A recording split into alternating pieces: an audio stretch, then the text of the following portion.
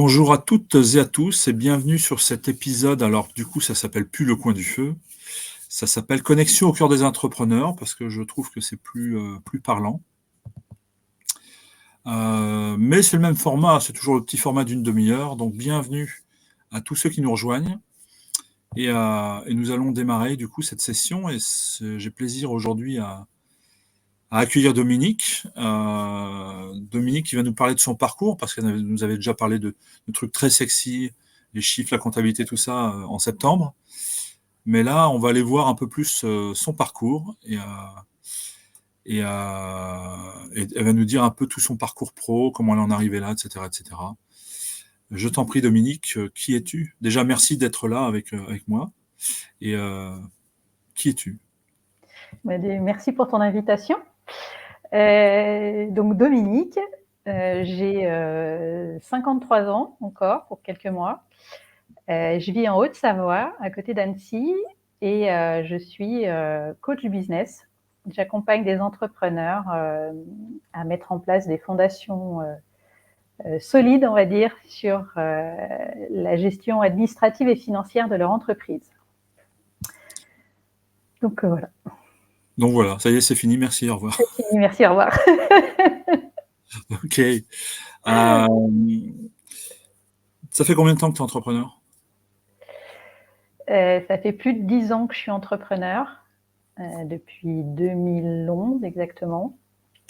Ah oui, plus de Ouais, 10 ans. ça fait plus de 10 ans. J'ai commencé avec le conseil de gestion en entreprise. Donc, j'accompagnais des créateurs d'entreprises qui venaient me voir pour les conseiller sur quel statut, quelle procédure il fallait faire pour être entrepreneur. Et puis, j'ai aussi une boutique en ligne de fourniture de scrapbooking que j'ai créée en 2013. Voilà, donc pendant quelques années, je me suis consacrée plutôt à la boutique. Et là, ça fait un peu plus de 2 ans que je suis revenue plus sur le coaching business parce que j'avais plus de nouveau des demandes par rapport à ça et un petit peu plus de temps pour y consacrer aussi. Donc voilà. Ok. Et qu'est-ce qui a fait finalement, enfin dans ton parcours pro, que tu t'es dit, tiens, je vais aller tester autre chose, je vais devenir entrepreneur parce que je sais que tu as un passé de salarié, tu en parles souvent. Oui. Enfin souvent parce que pas lors des sessions de réseautage évidemment, mais Oui. euh, qu'est-ce qui a fait que tu es arrivé à l'entrepreneuriat finalement?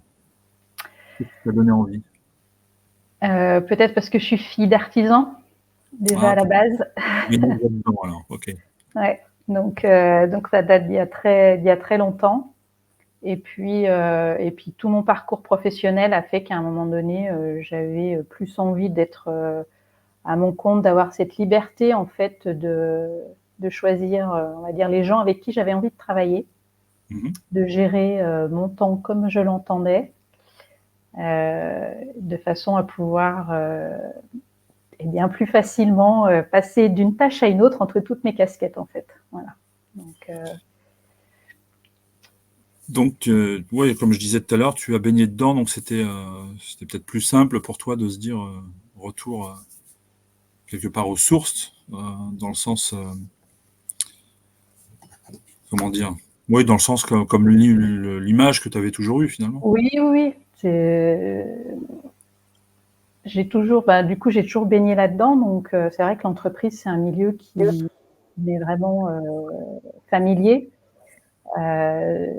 L'entrepreneuriat, enfin, l'artisanat notamment, parce que voilà, mon papa a connu quand même des années pas très faciles. Enfin, c'était pas Mhm. toujours évident. Donc, donc j'ai déjà plutôt commencé par voir les mauvais côtés, on va dire, avec les clients qui payent pas, les fournisseurs qui raccourcissent les délais de règlement, enfin voilà quoi. Donc la gestion du personnel. Donc Mhm. voilà. Et puis je pense que c'est ce qui m'a incité en fait aussi à vouloir me lancer dans des études de compta en fait. C'était aussi pour voir comment ça se passait de l'autre côté. D'accord. Et dans tout ce parcours que tu as eu d'entrepreneur, puisque ça date un peu du coup, Mm-hmm. ça fait quelques années, donc 13 ans, euh, est-ce que tu as eu des moments difficiles? Est-ce que tu as eu des moments plus faciles? Raconte-nous un peu. Alors, à la Je voulais- base, l'entrepreneuriat a toujours été une activité en plus de tout le reste. Mhm. Donc, ça n'a jamais, jusqu'à présent, été une activité principale. D'accord. Donc, ça n'a pas été ni difficile ni facile. C'était quand j'avais du temps ou des demandes, en fait. C'était surtout pour pouvoir répondre aux demandes que j'avais de manière, on va dire, officielle et de pouvoir aider les gens. J'ai jamais fait de publicité, c'était vraiment du bouche à oreille, du réseau. J'ai toujours plutôt fonctionné avec ce système-là qu'avec les réseaux sociaux, en fait. Donc, Ouais. Le bouche-oreille est super important. De toute façon, quand on travaille bien dans un domaine, en général, ça met peut-être plus de temps à se mettre en œuvre, mm. dans le sens où à avoir une régularité en tout cas, mais en tout cas, c'est beaucoup plus puissant. Oui, puis en plus, je suis dans un domaine où voilà, la comptabilité déjà, c'est pas forcément ce qui est le plus apprécié par les entrepreneurs. Non, c'est vrai, je Voilà. confirme. Les experts comptables passent pour alors je vais pas dire des voleurs parce que le mot est un peu fort, mais voilà, avec des honoraires qui sont extrêmement élevés, ou même des avocats, voilà, J'en parlais pour des encore avec un conseils. ami hier. Il a une facture de 1 000 euros pour une modification et ça va lui revenir en fait à 300 balles. Oui, voilà. Donc, Donc c'est vrai que les gens venaient quand même plus facilement pour me demander des conseils parce que je ne suis pas expert comptable. Euh, donc il y a des choses que je n'ai pas le droit de faire justement parce que je ne suis pas expert comptable, comme la tenue de la comptabilité. Mais par contre, je peux tout à fait donner des conseils et puis j'ai fait les études et j'ai les connaissances pour et l'expérience pour. Donc c'était beaucoup plus facile pour les gens de venir me voir en fait pour me demander un conseil et voilà quoi. 30 ans de comptabilité, hein, c'est ça, hein. Oui, Ouais, ah ouais. ça nous rajeunit pas tout ça. Et... non, et c'est sans compter les années d'études, hein. Ça c'est juste En plus, d'expérience professionnelle. oui. Ouais. Donc on en rajoute 4 de plus. Mais Donc voilà. je voulais en venir aussi, enfin, quand je t'ai posé cette question, c'est parce que je sais que, bah, notamment pour le scrapbooking, je sais que tu avais partagé une fois que c'est bien de vouloir entreprendre, etc. Mais que parfois, il faut aussi, faut pas y aller sans rien, enfin, faut pas y aller la fleur au fusil, je dirais. Enfin, Ouais, c'est voilà. une expression. Alors en fait, par rapport à mon expérience avec la boutique en ligne, c'est que j'y suis allée par passion. C'est-à-dire que le Oui. scrapbooking, c'est un loisir créatif qui me passionne. Et j'étais présidente d'une association de scrapbooking. Et c'est vrai qu'on faisait des achats groupés ou des choses comme ça. Et mes copines m'ont dit, écoute, tu sais trop bien nous présenter des projets et tout, ça serait bien que tu crées ta boutique plutôt qu'on les achète ailleurs. Parce qu'elles savaient que j'avais cet esprit d'entreprise, en fait. Donc, du coup, Oui. je l'ai fait. Euh, donc, les 2 premières années, ça a bien été. Et après, j'allais dire, même ou malgré ma connaissance en comptabilité, c'est un domaine qui est un peu comme la mode, où il y a les effets de saison, en fait. Donc j'ai commencé à accumuler du stock. Et comme je suis pas très réseaux sociaux, j'ai pas fait suffisamment de pub, en fait. Donc c'est toute cette partie-là, en fait, qui est devenue compliquée pour moi à gérer, en fait. Oui. Donc c'est pour ça que cette expérience-là me permettait de dire avoir une passion, c'est bien, mais on peut pas se dire je me mets à mon compte juste parce que j'ai une passion. C'est-à-dire qu'il y a un vrai projet à monter, C'est ça. il y a un vrai développement. Alors moi, j'avais aucun problème avec tout ce qui était la partie gestion financière et administrative. Par contre, justement, tout ce qui était marketing, c'est là où j'ai pêché, en fait. Donc c'est là où je dis il faut avoir un maximum de connaissances de base, en fait, sur tout et Mm. d'avoir vraiment un regard d'ensemble. Ou alors partir sur des projets peut-être. Alors bon là c'est du scrapbooking, mais si on part sur des projets, on peut partir, je dirais, sur des projets plutôt en étant soit accompagné ou soit Oui. complémentaire avec quelqu'un d'autre, par exemple. Voilà. C'est, Oui. alors je sais pas comment ça aurait pu se faire avec du scrapbooking. Je pense qu'il y en a qui tournent bien quand même, donc ça doit être Oui, aussi facile. après, il y en a qui tournent bien parce que justement, c'est ça, elles sont dans un réseau et effectivement, elles sont attachées à des marques. Donc, elles vont mettre des marques de produits en avant. Donc, elles bénéficient de l'appui de la marque sans que ce soit forcément une franchise. Mais ça donne une ouverture, une visibilité, on va chercher le mot, qu'on n'a pas quand on est une petite boutique toute seule dans son coin et qu'on ne fait pas de marketing, en fait. Et c'est ça, Yannick. Effectivement, la passion, elle ne suffit pas. C'est un tout. C'est que ça vient alimenter, ça donne le feu d'entreprendre, mais il y a quand même toute une base à mettre en place autour, quoi. Oui, c'est Et sûr. d'être accompagné, c'est important. Il faut se renseigner. Il faut se renseigner. Ah bah ça, accompagnement, entourage, délégation aussi. Hein, quand on n'est pas bon dans un truc, ça sert à rien de s'acharner dessus. Hein. Ouais. Pour la petite histoire, j'ai peut-être mis un petit peu de temps à déléguer. Hein. On rigole avec Dominique parce que je lui avais délégué ma comptabilité sur une des boîtes, ou les deux d'ailleurs, je sais plus. Les deux. Mais un peu tard, un peu un an après. C'est-à-dire qu'il y avait pas mal de réorganisation à mettre en place. Voilà, il y avait un petit peu de boulot. Voilà. En fait, c'est même pas le côté comptabilité que je n'aime pas, très honnêtement, parce que j'ai toujours adoré les chiffres. Pour le coup, j'étais très très bon en maths et machin et trucs, et j'ai toujours adoré ça. C'est le côté paperasse administratif qu'il y a derrière. C'est vraiment ce côté-là, tu sais, faire les... bon, c'est un petit aparté, mais faire les copies des factures ou des scans, des machins. justificatifs, des trucs comme Ouais, ça. tout ça, là, tout ce truc-là. Là, c'était vraiment ma bête noire, ça. Voilà. Ah, on est d'accord que c'est pas ce qu'il y a de plus sexy à faire. Hein. Non. Oui, Yannick, la force du réseau, c'est ça aussi, le cerveau collectif déverrouille beaucoup de points de blocage, effectivement, parce qu'on ne peut pas tout connaître, surtout quand on se lance, on ne peut pas tout connaître, et du coup, le fait d'être en réseau, de toute façon, hein, que ce soit en réseau local, sur Internet, ou peu importe, ou en tout cas être au contact d'autres entrepreneurs, ça permet de profiter de l'expérience et des compétences aussi des autres, parce que on l'a vu encore cet après-midi. Cet après-midi, Cécilia avait une problématique par rapport aux fiches Google My Business. Anthony a pu lui répondre et tout de suite, l'histoire était réglée en fait. Voilà, c'est plutôt que de chercher on peut chercher sur Internet, c'est bien, mais on trouve tout et son contraire. Hein. Donc, exactement. Le problème de ça, c'est qu'on trouve de tout et de son contraire. Donc c'est quand même mieux d'être entouré et des gens en qui on a confiance, des gens qu'on apprend à connaître, etc., etc. Donc, j'ai un peu dans ce style-là, cet après-midi, j'ai préparé ma newsletter que je vais envoyer demain. Et en fait, le thème, c'était de dire que l'auto-entreprise, c'est la maternelle.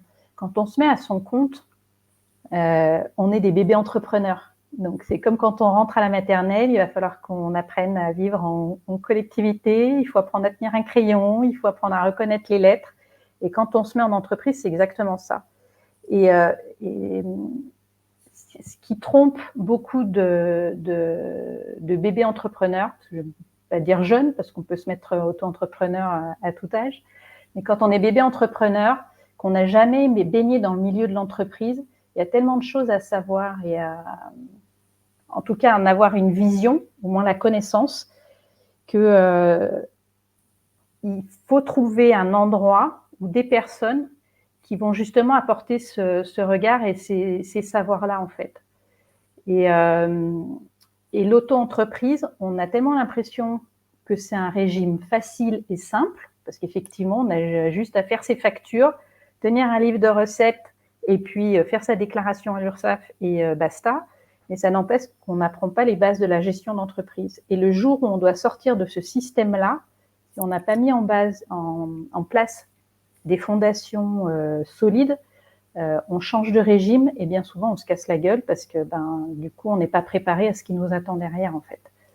Et pour moi c'est vraiment d'essayer de voir ces débuts d'entrepreneur un peu comme ça. C'est au début je suis en maternelle, j'apprends, donc j'ai plein de bases à connaître et puis après ça me permet d'avoir des fondations solides pour passer au CP et puis faire tout le reste derrière, quoi.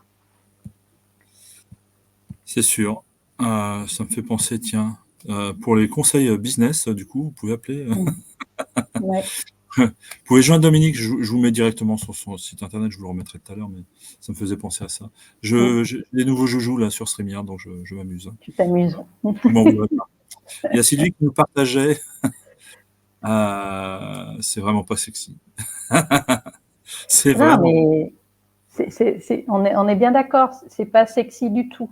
Par contre, quand on comprend pourquoi on doit le faire et à quoi ça va nous aider dans la gestion et dans le pilotage de nos entreprises, c'est pas de faire de la compta pour faire de la compta. Moi, c'est ce que je dis toujours à mes clients. Je vous demande pas de devenir des comptables et de savoir tenir votre comptabilité.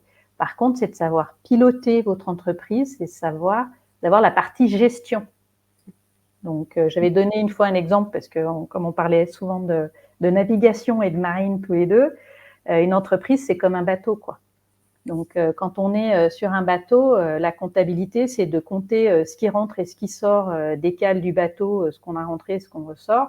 La gestion, c'est de savoir ce qu'on va faire de tout ça, en fait. J'ai envie de dire, Pas juste de compter, en fait. c'est même C'est le la carburant. partie prioritaire. Hein. Je dirais même c'est le mazout, quoi. Ouais. Si t'as plus de mazout, le bateau, il est en pleine mer et puis il tourne en rond, Ouais. quoi, au gré du vent. Yannick est très bavard ce soir. Quand on est entrepreneur, on est seul, noyé dans l'administratif, à devoir produire, se vendre. Il faut assurer toutes les fonctions et on n'est pas formé là-dessus. Sans accompagnement, le risque d'échec est énorme. Et c'est clairement ça. Ouais. Attends, je vais le laisser là, pardon. Mais oui, c'est. Mais c'est aussi dans ce but-là, en fait, que 9 entreprises sur l'auto-entreprise, 10, elle a été créée. Hein. je crois que c'est 9 entreprises sur 10 qui ferment en 10 ans, un truc comme Ouais. ça. Mais bien souvent, c'est beaucoup de. Enfin, en moins de 5 ans, je crois qu'il y en a plus de 50% déjà, ou une chose comme ça, mais parce que on va vite dans le des mur. erreurs de gestion. Des Et erreurs bien de gestion, souvent, on va la vite très dans le grande mur. majorité, c'est des erreurs de gestion. Donc d'où l'importance d'apprendre et de s'entourer pour le faire, en fait. Alors, c'est suivant le statut juridique qu'on a, effectivement, quand on se met à son compte, on a une obligation de suivre une mini-formation de gestion pour devenir entrepreneur. Mais ça reste très superficiel et c'est pas adapté aux gens, en fait. C'est qu'on va parler de choux à, je sais pas moi, à un coiffeur et puis voilà quoi. Donc il n'y a pas de lien. Donc les entrepreneurs ont du mal à comprendre de quoi on leur parle. Donc, de toute façon, toi, tu accompagnes justement aujourd'hui les gens à piloter, hein, clairement, piloter leur bateau qui est leur entreprise, Ouais. en rendant les choses un peu plus ludiques, un peu plus sympathiques que juste de la comptabilité, je crois savoir. Oui, voilà, c'est le but, c'est que chacun puisse s'approprier la gestion de son entreprise à son image, en fait.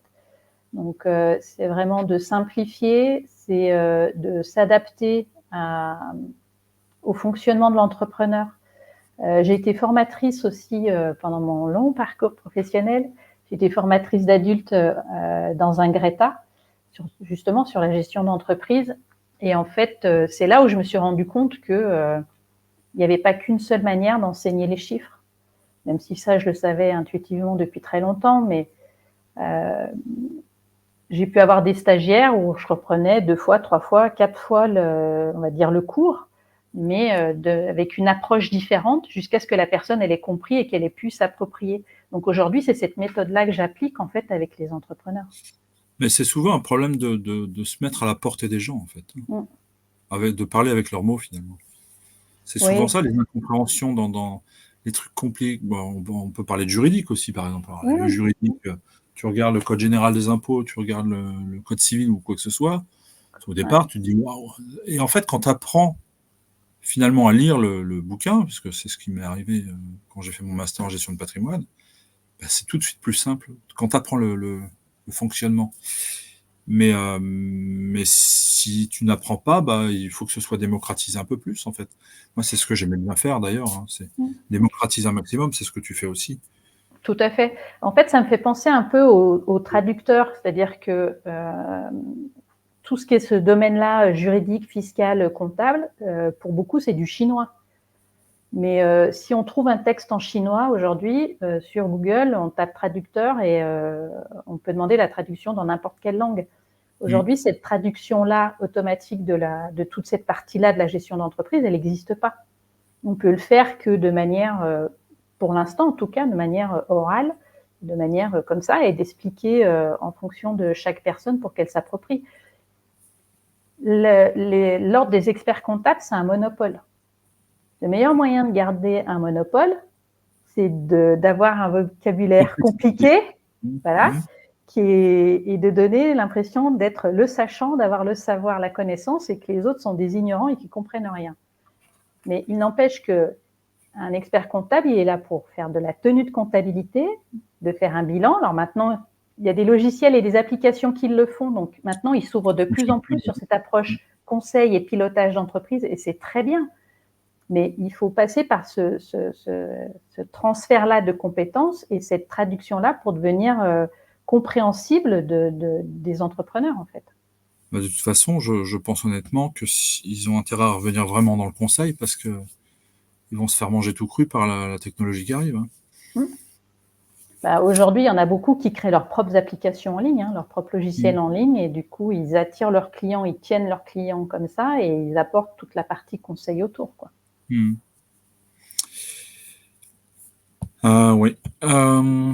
Est-ce que tu as des choses de prévues ces prochains, des actualités à nous partager? Bon, tu nous parlais de ta newsletter. Tu l'envoies ça grand public, ta newsletter, enfin tous ceux qui veulent la recevoir ou... Tous ceux qui veulent la recevoir. Bon, il vaut mieux être entrepreneur parce que je parle d'entrepreneuriat, c'est surtout de gestion, donc voilà. Oui. Mais non, tout le monde peut la recevoir. Faut que je remette le formulaire d'inscription sur les sites, mais sinon, en me faisant AMP, j'envoie le lien d'inscription et voilà, quoi. Comment ça? C'est pas sur le site? J'étais prêt là. C'est plus sur le site. Ça a été, et puis comme j'ai changé le formulaire, les liens marchent plus, donc j'ai pas eu le temps de m'occuper pour remettre le bon lien. C'est surtout ça. Ça marche. Ok. Est-ce que tu vois autre chose à ajouter dans ton parcours? Des anecdotes, je sais pas, quelque chose qui... Des anecdotes.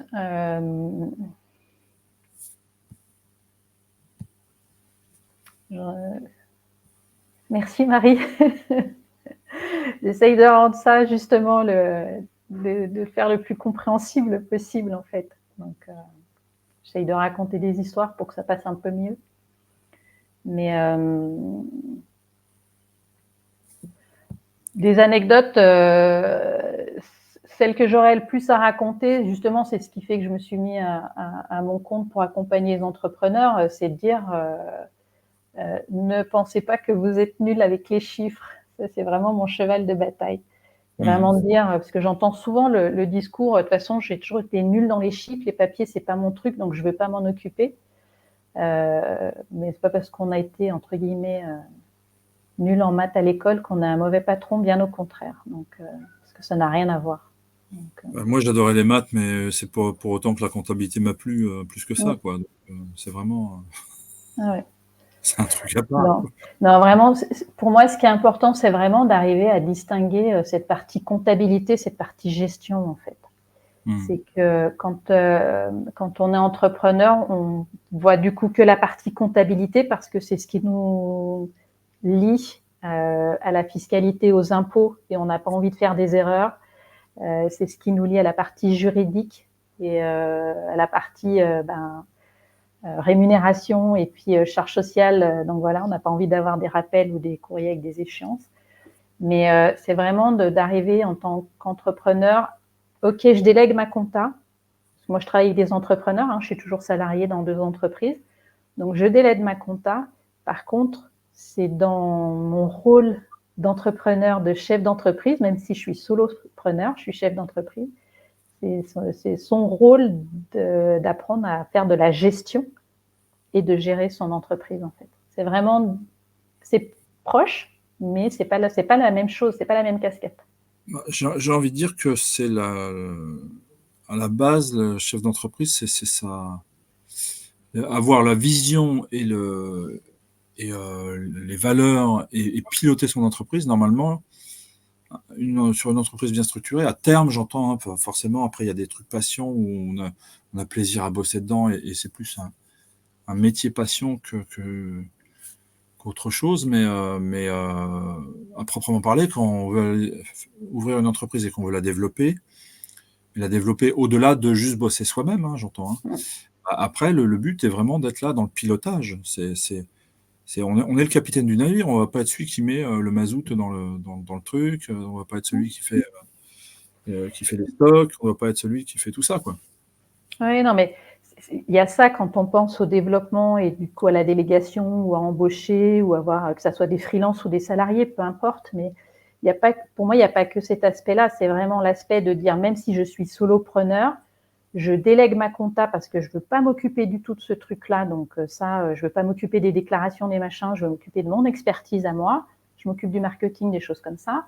Mais il n'empêche que même si on délègue sa compta, la partie gestion, pilotage, d'avoir un prévisionnel, de savoir où on va, de savoir, j'allais dire, lire ou en tout cas comprendre ce que le bilan que le comptable va nous rendre parce qu'on va discuter avec des partenaires, parce qu'on va discuter avec son banquier, toute cette partie-là, elle incombe de toute façon à l'entrepreneur, qu'il soit seul ou qu'il soit en équipe. Enfin voilà, ça fait pour moi, ça fait vraiment partie des fondations de l'entreprise. Ah bah oui, on est bien d'accord. Ah, on est d'accord là que Je de suis toute pas. façon, la délégation, c'est hyper important quand c'est pas notre cœur de Alors, métier. tu me demandais une anecdote tout à l'heure, mais par rapport à ça, typiquement, moi je travaille avec mon frère depuis qu'il a créé son entreprise en 2006. Au début, il m'a demandé de le former sur la compta parce qu'il voulait savoir comment ça fonctionnait. Donc, il faisait sa compta lui, il faisait ses déclarations de TVA lui. Et au bout de 2 ans, il m'a dit, non mais c'est bon, quand je vois le temps que je passe à faire ça, il me dit, je t'embauche, tu me le fais, et moi, je vais aller te faire mon expertise. Par contre, comme il avait compris comment ça fonctionnait et qu'il a gardé le pilotage, derrière il est passé en pilotage et on travaille avec, avec un tableau de bord qui est hyper pointu. Parce que voilà, ça fait bientôt 20 ans qu'on travaille avec, mais presque. Donc on l'a bien peaufiné. Mais je veux dire, il est capable de piloter son entreprise avec une vision à plus ou moins long terme. Mais je suis tout à fait d'accord avec toi, Yannick. C'est pour ça que je dis oui, la comptabilité, on peut la déléguer. La gestion, le pilotage de son entreprise, non, c'est même très dangereux. Si on ne garde pas les clés de son entreprise, on les met sous le paillasson. Oui. J'ai eu l'exemple d'un entrepreneur il n'y a pas très longtemps, la semaine dernière, qui a eu des problématiques en déléguant la gestion. Ouais. Grosse problématique. Sylvie nous partageait que depuis que je suis à mon compte, je commence peu à peu à y prendre goût et pourtant je pars de très loin. Écoute, ouais. C'est bien, Sylvie. On se prend au jeu. Enfin, en fait, j'ai envie de dire de plus en plus maintenant, je trouve ça de plus en plus facile en plus. On parlait de logiciels et de choses comme ça. Celui que j'utilisais qui est Indie, où ça vient se connecter au compte bancaire, machin, etc. Enfin, c'est ludique, je trouve. Enfin, c'est assez simple. Quand tu prends de zéro, oui. Quand tu prends avec un an de retard, où il y a tout à faire, c'est pas le même délire, quoi. Mais bon. Oui, mais ça reste quand même un outil comptable, celui dont tu me parlais, et tous ceux qu'on va prendre de ce type-là, ils sont tous les mêmes. Si on reste dedans, il reste avec un langage très comptable, et il y a des fois, c'est un peu difficile de s'y repérer au départ. Donc, mais le fait de pouvoir justement prendre goût à cette partie-là, c'est surtout de se dire qu'on est le capitaine du bateau, on est le capitaine du navire, donc on maîtrise les choses et on prend de la confiance en soi et on peut vraiment accompagner la croissance de son entreprise avec ça. Donc ça, c'est vraiment top. Je te félicite, Sylvie. On va nous partager aussi déléguer quand c'est pas notre domaine d'expertise. Clairement, on perd tellement de temps à faire des choses. On va mettre une semaine à s'y mettre. Donc toute la charge mentale, plus mettre 4 heures de temps. Alors quelqu'un qui a l'habitude va mettre 1 heure. Enfin, c'est de la perte, c'est de la perte sèche. Hein. C'est impressionnant. Oui, mais juste en temps et en énergie, juste ça, quoi. L'énergie qu'on laisse là-dedans, c'est énorme. Est-ce que tu aurais un conseil à donner à quelqu'un qui a envie de démarrer ou, aux entrepreneurs en général, comme tu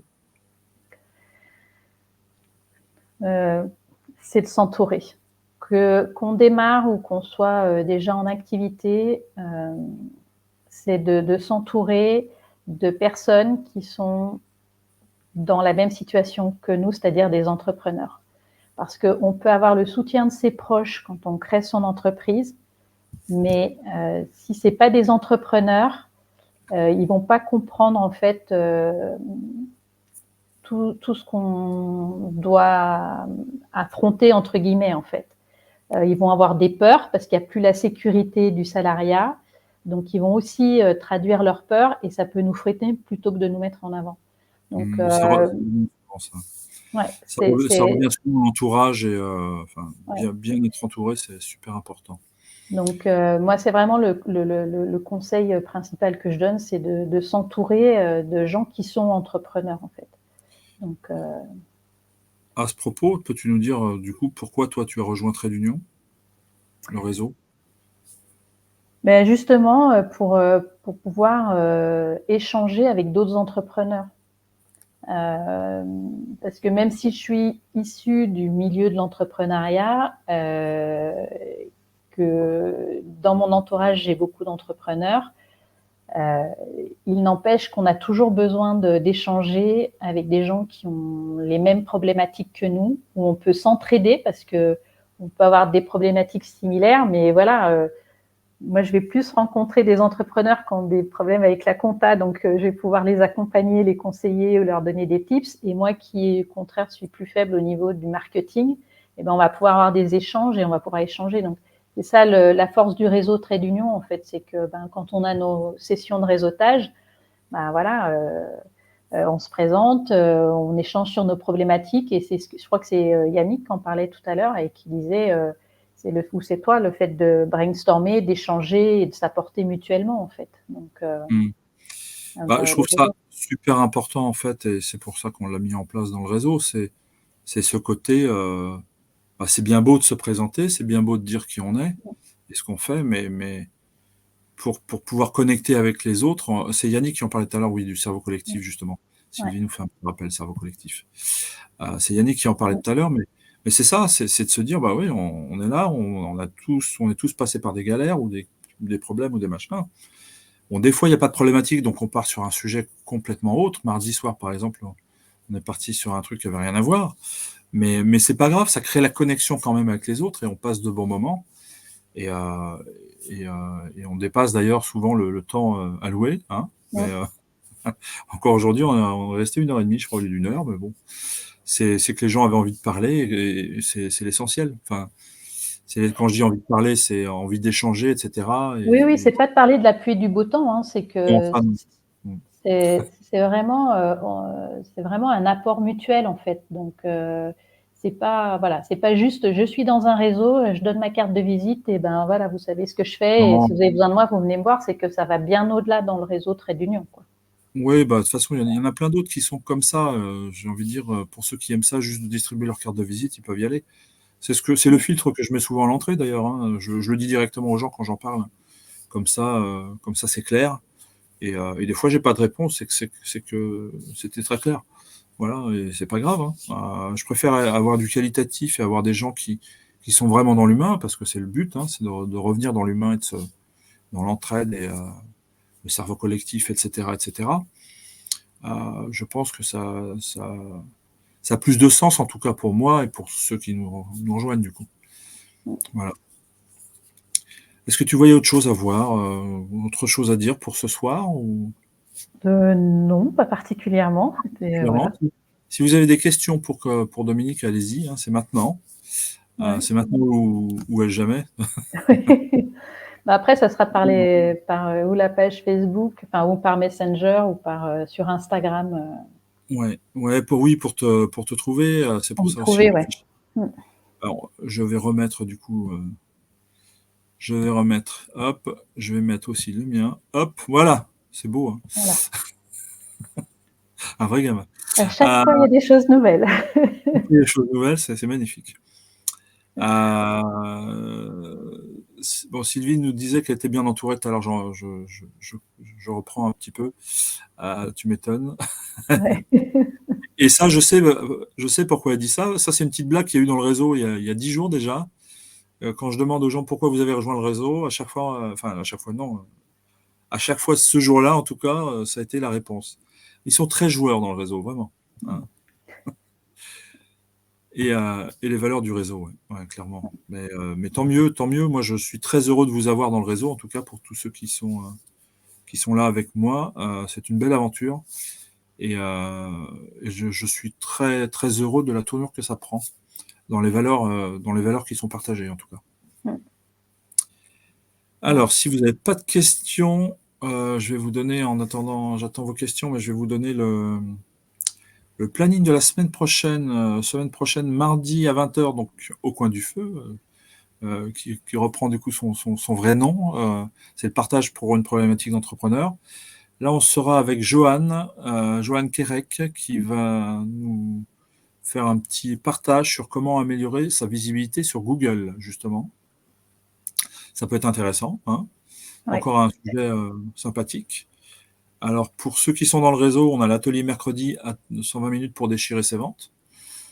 Ça, c'est pour ceux du réseau. Et en grand public, on a jeudi prochain Connexion au cœur des entrepreneurs, donc ce format-là, avec Sue-Hélène Vancebroek, qui viendra nous parler de son parcours également, qui aujourd'hui est plutôt dans le massage intuitif, etc. Mais j'en dis pas plus. Hein, vous l'écouterez la semaine prochaine. Voilà, apparemment ils sont sages ou alors ils sont partis manger, je ne sais pas, il n'y a plus personne qui parle. Ouais. Ouais, la compta, c'est pas un sujet qui passionne. Après, ils préfèrent Oui, poser leurs mais là, questions plutôt en privé que. oui, non, c'est sûr que c'est plutôt des sujets en général qui se voient en privé. Donc Dominique, que ce soit Facebook, Insta, site internet, voilà, vous pouvez la rejoindre. Et puis c'est tout, on va vous souhaiter une bonne soirée du coup. Ouais, bonne soirée à tous, merci d'avoir été là. On va vous souhaiter Merci une bonne Sylvie. soirée et puis à la semaine prochaine. Ah, ouais, on est là, ouais. On est là, mais on est sage, hein. Ouais. Ciao, ciao. Bye bye.